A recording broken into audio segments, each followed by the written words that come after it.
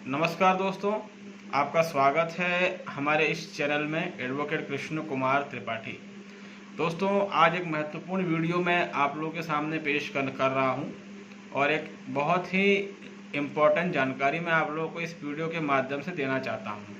ये जानकारी सभी के लिए इम्पोर्टेंट है, अनिवार्य है, चाहे आपके ऊपर कोई केस चल रहा हो या ना चल रहा हो। तो हुआ ये कि हमारे साथ कोई ऐसी घटना घटी 2-3 दिन पहले, जिसके बारे में मैंने सोचा क्यों ना इस घटना को शेयर किया जाए। इससे कई लोगों का फ़ायदा हो सकता है। हालांकि कई बार मैं इस चीज़ के बारे में पहले ही बता चुका हूं, लेकिन आज थोड़ा विस्तृत तरीके से बताना चाहूँगा।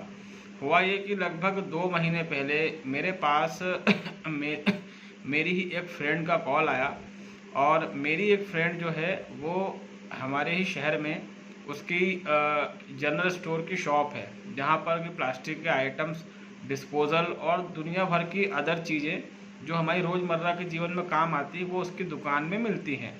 उसी की दुकान से लगी हुई एक और दुकान थी, मतलब एक और दुकान है जो उसकी दुकान के पड़ोस में है।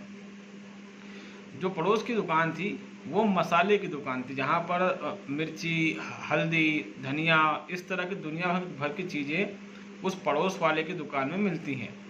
और वो पड़ोसी दुकान वाला अपनी बहन और अपनी पत्नी के साथ मिलके हमारी जो फ्रेंड है, या हम कहें कि जो हमारी क्लाइंट है, उनकी दुकान के सामने अपना पूरा सामान जमा कर देता था, जिसके कारण हमारी जो क्लाइंट है उसकी दुकान में ग्राहकों को आने में तकलीफ होती थी।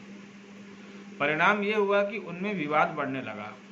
हमारी क्लाइंट ने कई बार उनको समझाया कि अपनी दुकान का सामान अपनी दुकान के सामने रखा करें, हमारी दुकान के सामने उस सामान को क्यों रखते हैं आप लोग। तो जो पड़ोसी जो लोग थे वो उनसे विवाद करने लगे और पड़ोसी ने क्या किया, अपनी बहन और अपनी पत्नी का इस्तेमाल शुरू कर दिया।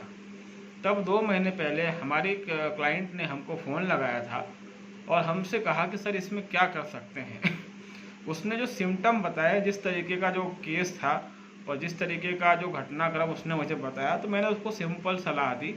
मैंने कहा फ़िलहाल आप एक कंप्लेंट पुलिस में दायर कर दें और उस कंप्लेंट में साफ मेंशन कर दें कि हमारे पड़ोसी जानबूझकर हमको परेशान करते हैं, हमारी दुकान के सामने अपना सामान रख देते हैं और जब हम हमारे पड़ोसी का विरोध करते हैं तब हमारे पड़ोसी जो हैं वो हम पर झूठे एलिगेशन लगाने की धमकी देते हैं।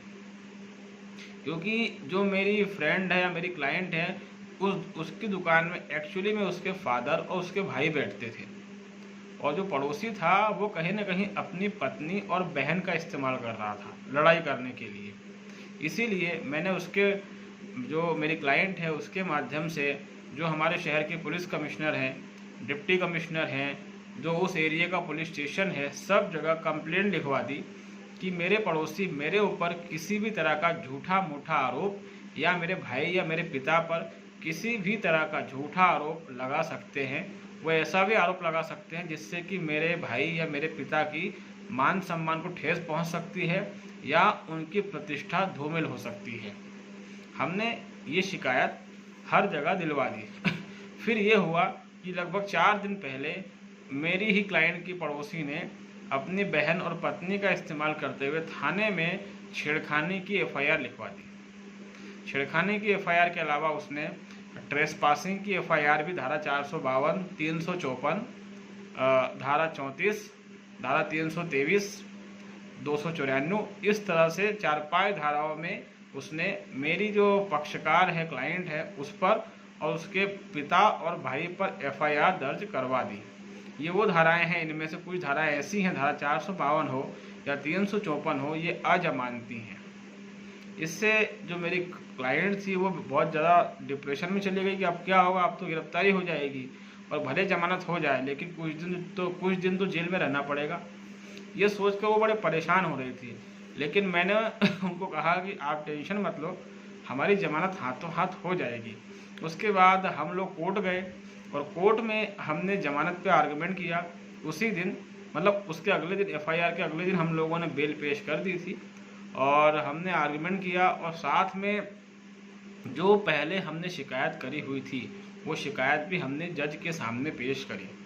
जज ने उस शिकायत का अवलोकन किया, उसे देखा और उसके अलावा बाकी शिकायतों को भी उसने देखा और फाइनली ये हुआ कि जज ने हाथों हाथ बेल ग्रांट कर दी और उन्हें 1 सेकंड के लिए भी जेल नहीं जाना पड़ा। इस तरीके से दोस्तों एक बहुत बड़ा खतरा, क्योंकि क्या होता है कि आम आदमी जो रहता है वो 1 घंटे के लिए भी जेल जाने की नहीं सोच सकता। उसको पता है कि जेल क्या चीज़ है, और कहीं कोई 4-5 दिन के लिए या हफ्ते 2 हफ्ते के लिए भी जेल चला गया तो उसका दिमाग खराब हो जाता है। कॉलोनी में या फिर अपने समाज में उसकी बदनामी अलग होती है। हालांकि मैं ये नहीं कहता कि जेल जाने से डरिए, अगर आप एक हिम्मत वाले इंसान हैं और लड़ने की क्षमता है तो आप कहीं भी जा सकते हैं, लेकिन कई बार लोग नहीं चाहते कि हमारे साथ कुछ ऊंच नीच हो। तो इस तरीके से दोस्तों हमने जो स्टेप पहले उठा लिए थे वही हमारे काम आए। अगर हम पहले ही पुलिस में शिकायत ना देते, इंटीमेशन ना देते, तो आज हमारी बेल ना होती और परिणाम ये रहता है कि हमको भी हाई कोर्ट से बेल करवाना पड़ती। लेकिन क्योंकि हमने पहले ही प्रिकॉशन ले लिया था, उनके हरकतें देख के हम समझ गए थे कि भविष्य में क्या कदम उठा सकते हैं। एक चीज़ ध्यान रखिए कि हमारे देश में कुछ ऐसे कानून हैं 2-3 जो बड़े बदनाम हैं और जिनका इस्तेमाल जो है वो किसी को ब्लैकमेल करने के लिए, वसूली करने के लिए या अपनी बात मनवाने के लिए किया जाता है, जिसमें से महिला कानून सर्वोपरि हैं। सबसे ज़्यादा दुरुपयोग इन्हीं कानूनों का होता है। उसके अलावा जो SC/ST एट्रोसिटी एक्ट है, इन कानूनों का भी बहुत ज़्यादा दुरुपयोग होता है। इनका इस्तेमाल ही वसूली करने के लिए ही किया जाता है। तो ये 2 कानून कुछ इस तरह से बनाए गए हैं कि लोग थोड़ा इनसे सतर्क रहते हैं हालांकि, लेकिन कई लोग ऐसे भी हैं कि इनके लपेटे में आ जाते हैं। तो आपके ऊपर किसी भी तरह का कोई भी क्रिमिनल केस अगर फाइल होने जा रहा है या आपको आशंका है कि मेरे ऊपर कोई क्रिमिनल केस फाइल हो सकता है, तो दोस्तों इसका सबसे बेस्ट उपाय यही है, इमीडिएटली जो है आप अपने संबंधित थाने में अपने एरिया के पुलिस कमिश्नर या फिर जो भी आपके यहाँ सिस्टम हो, IG का है, SP का है, CSP का है, उन सभी जगह एक आवेदन दे दें और उस आवेदन की रिसीविंग कॉपी ले लें और उसको अपने पास संभाल के रखें, ताकि भविष्य में अगर आपके खिलाफ कोई षड्यंत्र रचा जाता है तो ये चीज़ें आपके लिए सुरक्षा कवच का काम करेंगी। ऐसा भी कई बार होता है कि हमारे ऊपर कोई ब्लैकमेलिंग करना शुरू कर देता है या फिर वो धमकाता है कि जैसे कोई महिला हो गई, वो आपको धमका रही है कि मैं तुम्हारे पर बलात्कार का आरोप लगा दूंगी। तो क्या होता है कि लोग टेंशन में रहते हैं, उनको समझ में आता है कि मैं करूँ क्या।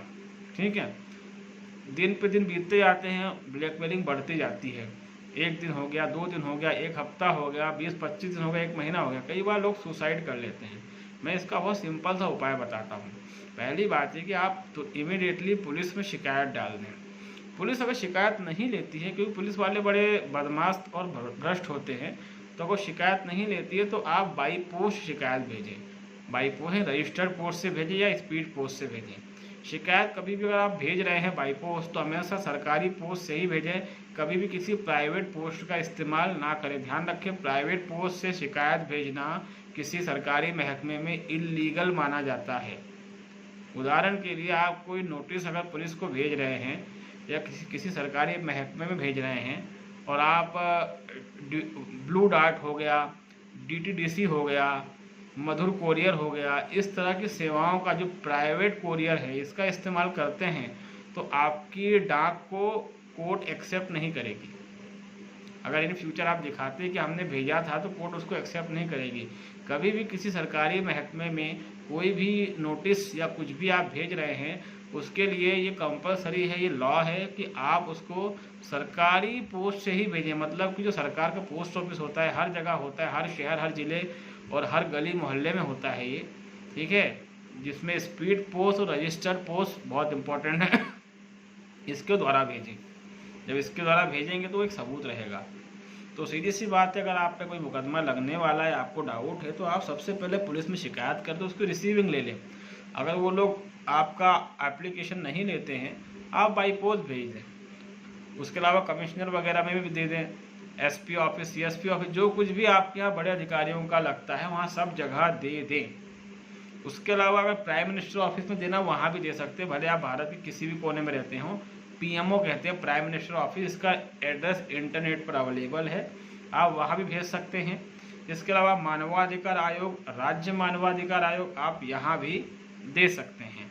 अगर आप अल्पसंख्यक हैं तो अल्पसंख्यक आयोग में भी या अल्पसंख्यक मंत्रालय में दे सकते हैं। अगर आप महिला हैं तो फिर महिला आयोग बना हुआ है, महिला बाल विकास मंत्रालय बना हुआ है, आप वहाँ भी दे सकती हैं। तो इस तरीके से आप इन सभी जगहों पर अपने एप्लीकेशन जो है वो दे सकते हैं। उसके बाद आपको क्या करना है, उस एप्लीकेशन को दीजिए और उसमें एक चीज़ मेंशन कीजिए कि उसने मुझे धमकाया है कि मैं ऐसा कर दूंगा। तो मेरा निवेदन है कि इन पर मुझे धमकाने के लिए धारा 506 की FIR दर्ज की जाए। उसके अलावा धारा 384 अगर वो एक्सटॉर्शन करने की कोशिश कर रहे हैं तो वो भी दर्ज की जाए। सीधी सी बात है, पुलिस दर्ज नहीं करेगी। पुलिस दर्ज करे या ना करे, आपका काम है एप्लीकेशन देना। आपने एप्लीकेशन दे दी है, मान लीजिए कोई महिला आपको ब्लैकमेल कर रही है, बलात्कार का केस लगा दूंगी, आपने एप्लीकेशन दे दी है, एप्लीकेशन दिए हुए 7 दिन से ऊपर हो चुका है, आपने बड़े अधिकारियों को भी एप्लीकेशन दे दी है, लगभग 10-15 दिन हो चुके हैं। उसके बाद आपको शांत नहीं बैठना है।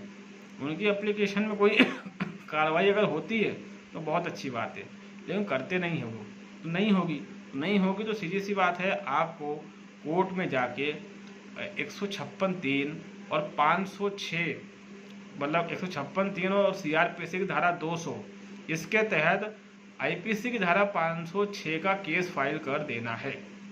ठीक है, और उसमें कोर्ट से रिक्वेस्ट करनी है कि इसने मुझे कहा है कि मैं तुम्हें बलात्कार के झूठे केस में फंसा दूंगी या छेड़खानी में फंसा दूंगी या दहेज में फंसा दूंगी, जो कुछ भी हो, किसी ने कुछ कहा हो, चाहे मेल हो फीमेल हो वॉटेवर, आप उस केस को फाइल कर दें।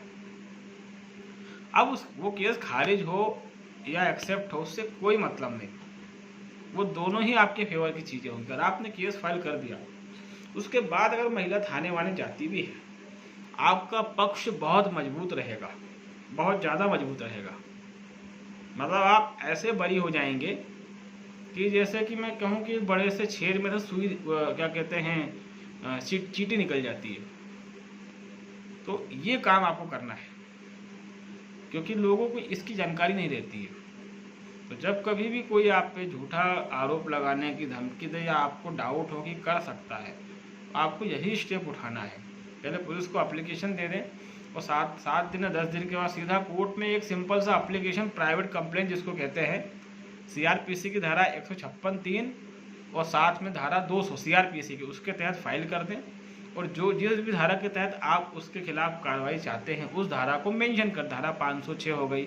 धारा 506 IPC की वो धारा है जिसमें कहा गया है कि कोई आपके जीवन में बहुत खतरनाक कुछ उथल पुथल करने की अगर धमकी देता है तो आप धारा 506 का सहारा ले सकते हैं। कोई जान से मारने की धमकी दे रहा है, कोई आपके रेपो बिगाड़ने की धमकी दे रहा है, ऐसा कुछ भी करता है तो आप धारा 506 का इस्तेमाल कर सकते हैं। कोई महिला आप पर झूठे लांछन लगाने का कोशिश कर रही है, आपको धमका रही है, धारा 506 का सहारा लीजिए। कोर्ट में एप्लीकेशन लगने के बाद वो एप्लीकेशन भले खारिज हो जाए, लेकिन वो पूरा मुकदमा आपके फेवर में होगा। भले वो खारिज हो जाए, भले स्वीकार हो जाए, कुछ भी हो, लेकिन कहीं ना कहीं इन फ्यूचर के लिए आप सुरक्षित हो जाएंगे। तो उम्मीद है कि ये एक साधारण सी छोटी सी जानकारी जो बड़े काम की है, ये आपको समझ में आई होगी। और दोस्तों कुछ डाउट वगैरह अगर आपको हैं, कोई क्वेरीज हैं, तो वो हम मैसेज बॉक्स में क्लियर कर लेंगे। उसके अलावा कोई स्पेशल डाउट है तो दोस्तों उसके लिए आप मुझे कॉल लगा सकते हैं, लेकिन कॉल लगाने के लिए आपको मेरे व्हाट्सएप नंबर पर मैसेज करना पड़ेगा। ठीक है, मैं नॉमिनल चार्जेस लेता हूं कोई एडवाइस देने की, तो बेहतर हो कि आप पहले मुझे व्हाट्सएप पर मैसेज करें अपना नाम के साथ और अपने शहर के साथ, उसके बाद ही मैं आपसे बात कर पाऊँगा। ठीक है दोस्तों, तो उम्मीद है कि ये जानकारी आपको अच्छी लगी होगी। अगर आप नए हैं चैनल में तो सब्सक्राइब करें, लाइक करें, शेयर भी करें। तब तक दोस्तों